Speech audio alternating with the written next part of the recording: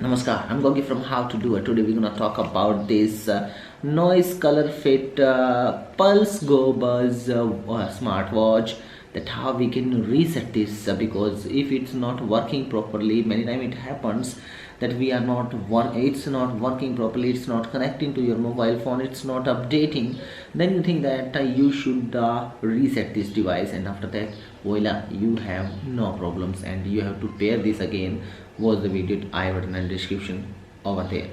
Now first of all, like the video and subscribe to the channel for get more videos like this. Now watch the video till the end and learn how to reset this device.